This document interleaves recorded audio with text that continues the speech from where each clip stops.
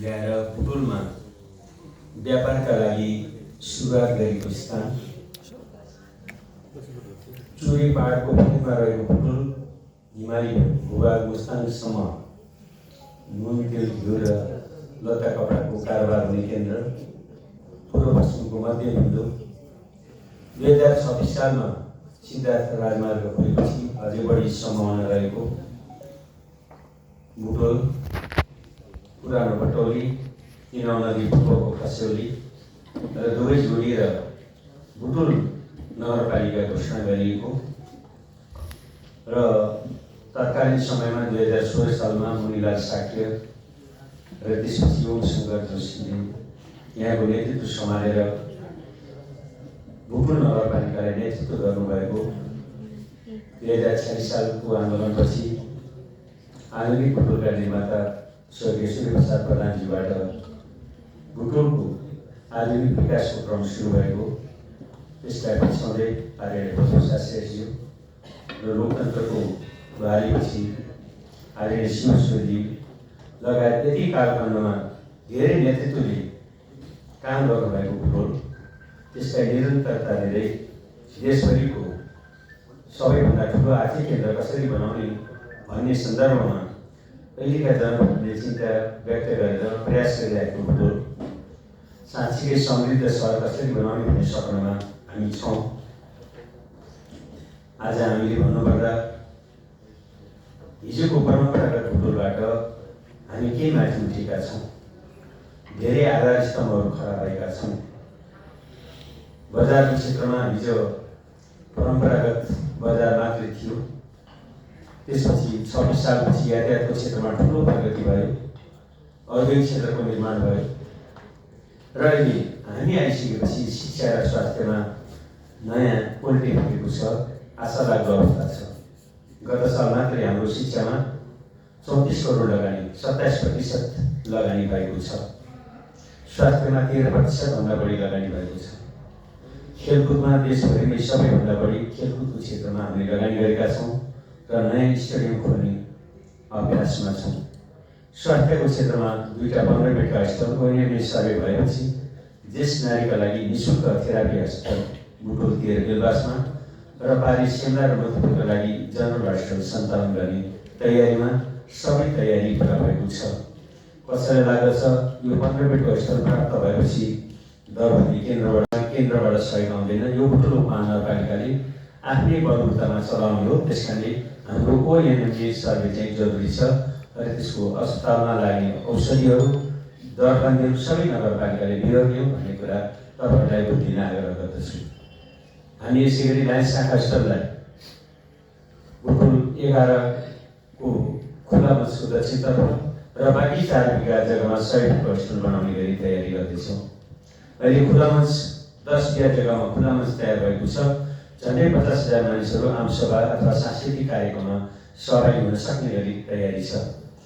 नेपालको राजनीतिमा लोकतन्त्रका लागि लडाइँ लड्नुभएका आदरणीय बिपी गोर्खा र पुष्पलाल प्रधानको पुष्पलाल श्रेष्ठको स्मृतिमा एउटा राम्रो पार्क निर्माण गरिएको छ। त्यसमा बुटोलका आधुनिक बुटोलका निर्माता सूर्यप्रसाद प्रधानको पनि साडी राख्ने गरी निर्माण गरिएको छ।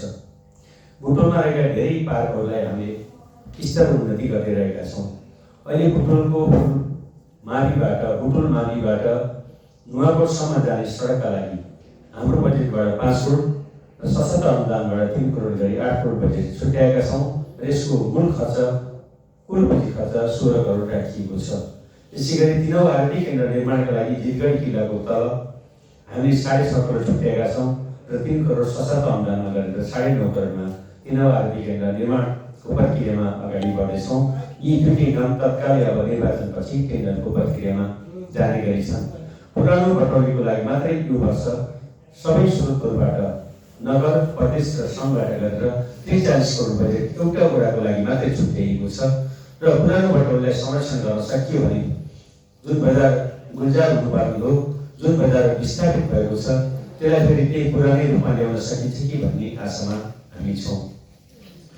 हामीले बुटोलको मुख्य बजार मानिएको अमरपथ सङ्गमपथ र राम मन्दिर लाइनलाई कसरी यो बजारलाई पुनः सञ्चालन गर्ने भन्नेमा छौँ। र अहिले मूल सडक निर्माण भइसकेपछि के आशा पलाएका छन्। अब यो ठेक्काको समय अवधि 2 महिना बाँकी छ, चैत्र शान्तसम्म। मलाई लाग्छ त्यति समयसम्म राजमार्ग चौडादेखि गोरपारसम्मको सडक बनिसकेपछि धेरै बुटोलको बजारमा सुधारीकरण हुनेछ। किनभने हामीले यो सडकलाई व्यापारी मैत्री सडकका रूपमा रूपान्तरण गरेका छौँ। त्यसमा स्ट्रिट लाइटहरू जडान गरिने, हाइमार्स लाइट हामी जडान गरिसकेका छौँ र बिचमा 60वटा स्टल राखेर व्यापार मैत्री सडकका रूपमा यसलाई निर्माण गर्ने र साइडमा 1100 गाडी पार्किङ गर्न मिल्ने गरी त्यसलाई 1 वे गाडी हिँड्ने र 1 वे चाहिँ गाडी पार्किङ गर्ने गरी यो सडकलाई व्यापार मैत्री सडकका रूपमा रूपान्तरण गरेका छौँ। आमदा स्थलको डिपिआर बनिसकेको छ। अब 200 बेड थप्ने अवस्थामा छ। 100 बेडलाई बाल तथा महिलाहरूको लागि विशिष्ट हस्पिटल बनाउने र 200 बेड चाहिँ थप न्युरो लगायत अरू जनरल खालको विषयहरू राखेर त्यसलाई अगाडि बढाउने र प्यारामेडिकलको अध्ययन गर्ने गरी अगाडि बढाउँदैछौँ। बिटिआईलाई हामीले बुटोल उपमहानगरपालिका मातहतमा रहने गरी ब्याचलर र डिग्री कलेज सञ्चालन गर्न बिटिआईको सभाबाट पास गरेर र बुटोल उपमहानगरपालिकाको नयाँ सभाबाट पास गरेर हामी उद्योग मन्त्रालयमा पठाइसकेका छौँ। आशा छ त्यसका लागि आगामी बन्ने सरकारले यो बुटोल उपमहानगरपालिकालाई हस्तान्तरण गर्ने र त्यहाँ ब्याचलर डिग्री इन्जिनियरिङ कलेज पढ्ने क्याम्पस हुने कुरामा आशावादी छु।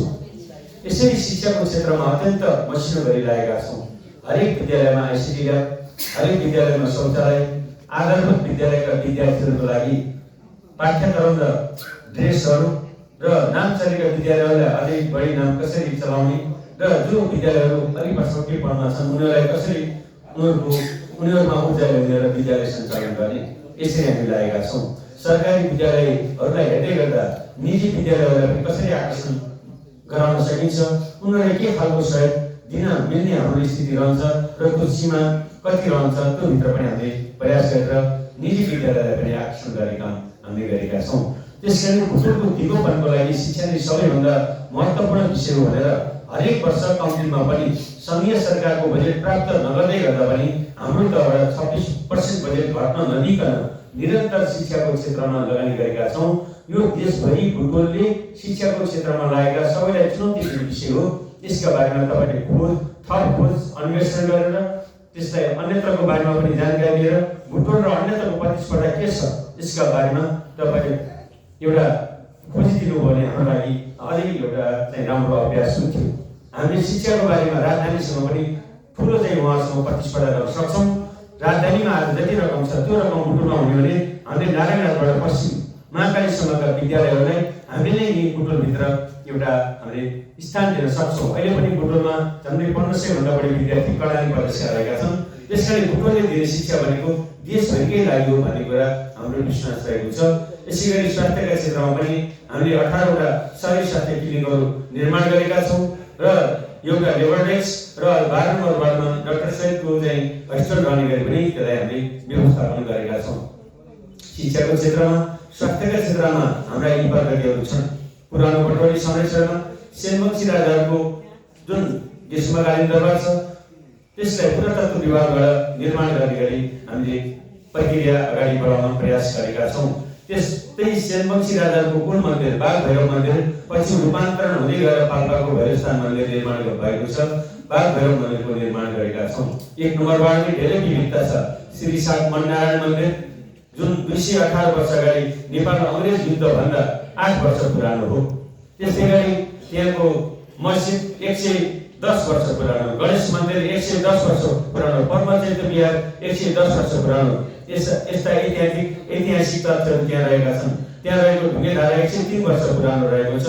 बाजेको मिठाई पसल 108 वर्ष पुरानो रहेको छ। एउटै वार्डमा धेरै जातिको विविधता, मुस्लिम समुदाय, मधेसी समुदाय, नेवार समुदाय, बाहुन क्षेत्री समुदाय लगायत विभिन्न दलित समुदाय लगायत विभिन्न समुदाय एउटै वार्डभित्र रहेको धेरै सम्पदा, धेरै संस्कृति, धेरै ऐतिहासिकता लुकेको वडा वार्ड नम्बर 1 छ। यसलाई देशभरिकै पहिचानका रूपमा अगाडि बढाउने, जहाँ नेपालमा अङ्ग्रेज युद्ध भएर हामीले वीरता प्राप्त गरेर देश जोगाएको ठाउँ त्यही जितगढी जिल्ला रहेको वडा, यसलाई चाहिँ हामीले विभिन्न चाहिँ पर्यटकीय क्षेत्रका रूपमा रूपान्तरण गर्ने गरी कार्यक्रम बढाएका छौँ। यसरी बुटोलले अहिले आधुनिक क्रममा बुटोलमा आएर एक दिन रोकिन के गर्ने भन्ने विषयलाई नयाँ ढङ्गबाट सोच्दैछौँ। हुन त हामी कहाँ दुईटा केबुल कार निजी क्षेत्रबाट बनेका छन्, तर हामीले बुटुलको वाणिज्य क्याम्पसदेखि मगरघाटसम्म हाइड्याम निर्माण गरेर जलाशय निर्माण गर्ने, नुवाकोट जाने ठाउँमा बिग शिवको मूर्ति निर्माण गरेर शिव सम्प्रदायका मानिसहरूलाई, हिन्दू धर्म मान्ने मानिसहरूलाई त्यहाँ जाने गराउने र हिल पार्कमा बिग बुद्धको मूर्ति निर्माण गरेर बुद्ध धार्मिक समुदायका मानिसहरूलाई, लुम्बिनी आएका मानिसहरूलाई त्यहाँ हिल पार्कसम्म ल्याउने गरी एउटा प्रयत्न गरेका छौँ। बुटुल मुक्तिनाथसम्मको धार्मिक पर्यटकीय यात्रा र लाखौँ मात्रामा चाहिँ भारतबाट पर्यटकहरू मुक्तिनाथसम्म लैजाने र कोरोना नाकाबाट लुम्बिनीसम्म ल्याउनका लागि बुटुलमा चाहिँ एउटा धार्मिक पर्यटन केन्द्रको रूपमा बुटुललाई अगाडि बढाएर भारतका केही नगर प्रमुखहरू र यहाँदेखि कोरोना नाकासम्मका पालिका प्रमुखहरूलाई ल्याएर सम्मेलन गर्ने कार्यक्रम तयारीमा छौँ। हामीलाई भदौ 24 गतिको घटनाले धेरै ठुलो क्षति दिएको छ। हाम्रा धेरै डकुमेन्टहरू हराएका छन्। हामीले 13,000 लाख पूजा हामीले तयार गर्ने गरी जग्गा नापजाँच गरेर सकेका थियौँ। बुटुलमा झन्डै पुरानो डाटा अनुसार 16,500 नापजाँच गर्नुपर्ने, केही सङ्ख्यामा बढेको भए 2,000 बढी हुँदो। यो हामीले गत वैशाखबाट सुरु गरेर असार मसान्तसम्ममा 13,000 घरधुरी नापजाँच गरेका थियौँ। भदौमा त्यो घटना नघटेको भए हामीले मौसीसम्ममा नापजाँच गरेर सुरु सकिन्थ्यो र अहिले हामीले बाँड्न सुरु गर्थ्यौँ। त्यस कारणले यो जग्गा नापजाँच र लागुजा वितरणमा हामीलाई त्यो घटनाले ठुलो चाहिँ समस्या भएको छ। हामी डकुमेन्टहरू खोजीमा छौँ र केही नजिक पिएका छौँ र धेरै डकुमेन्ट जोडिसकेका छौँ। केही समस्या परेकोमा फेरि पुनर्नापी गर्नेछौँ र बाँकी रहेको पनि यो निर्वाचनपछि नापी गरेर बुटुलको सुकुम्बासी र अवस्थित समस्या सधैँका लागि समाप्त गर्ने गरी यसलाई अगाडि बढाउने प्रयत्नमा छौँ। बुटुलमा व्यवसायले खोजेको मणिपुर औद्योगिक क्षेत्रको कुरा झन्डै मौसिनमा सक्ने गरी हामी तयारीमा थियौँ। अब यो काम मलाई लाग्छ 1 हप्ताको जति काम बाँकी छ र अब हामीले निर्वाचनपछि 1 हप्ता त्यहाँ समय दिन पायौँ। औद्योगिक व्यवस्था प्रणालीका मानिसहरूसँग अध्यक्षसँग 1 हप्ता बस्न पायौँ भने मोतीपुर औद्योगिक क्षेत्रको समस्या सकिनेछ। यसै गरी अहिले सिमलाको कृषि व्यवसाय केन्द्र भवन केन्द्र 8 करोडको लगानीमा बन्नेमा अहिले 72 करोड निकासा भएर यो काम टेन्डर प्रक्रियामा गइसकेको छ र यो कामले गति लिएको छ। यो कुरा सुन्न पाउँदा एउटा सुखद अनुभूति भएको छ। अहिले पनि तपाईँले हिजो र अस्ति मात्रै सुन्नुभयो होला, हाम्रो जुन आर्थिक मामिलाको तथ्याङ्क हुन्छ, अर्थ मन्त्रालयबाट यसको मूल्याङ्कन गर्ने हुन्छ। देशभरिका उपमहानगरपालिकाहरूमा यसलाई राम्रोसँग यसमै सीमित रहेर बुझिदिनु होला, 11वटा उपमहानगरपालिकाहरूमा बुटुल प्रथम भएको छ। त्यसैले यो पनि एउटा हाम्रो लागि सुखद सन्देश हो। हामी कसरी व्यक्ति न्यूनीकरण गर्ने, कसरी चाहिँ जनताका बिचमा हामीले सुशासन कायम गर्ने, कसरी हामीले सरल खालको जीवन बिताएर जनप्रतिनिधि भनेका तपाईँ हामी जस्तै हुन्, यिनीहरू जनताको सेवा गर्न गएका हुन्, जनताको काम गर्न गएका हुन् भन्ने खालको वातावरण निर्माण गर्ने, त्यो सरल खालको व्यवस्थापनमा पनि हामीले हर सम्भव प्रयास गरेका छौँ। यदि इतिहासको कालखण्डमा हामी सानैमा हुँदा हाम्रो बाबुबाजेहरू बुटुलमा हिउँ बेच्न आउने र नुन तेल कपडा किनेर लाँदा बुटुल आएको, औलो लागेको, हैजा लागेको र साथीहरूलाई छोडेर गएको कथा सुनाउनुहुन्थ्यो। त्यो कथा सुनेको, गाउँमा बसेर कथा सुनेको मान्छे बुटुलमा आएर बुटुलको नेतृत्व गर्न तपाईँहरूको मायाले, तपाईँहरूको सद्भावले यहाँको नगर प्रमुख भएर यहाँको विकास निर्माण र यहाँको सामाजिक रूपान्तरणका लागि काम गर्न पाउँदा एउटा छुट्टै खालको मलाई अनुभूति भएको छ। मलाई विश्वास छ हामी सबैका कर्मले, बुटुलवासीको सहयोगले, यहाँका औद्योगिक व्यवसायको प्रयासले र समग्र बुटुलवासीका कारणले देशभरिकै सबैभन्दा ठुलो आर्थिक केन्द्र आगामी दिनमा बुटुल हुनेछ। हामीले देशभरिमै गौरव गर्ने ठाउँ बुटुल हुनेछ।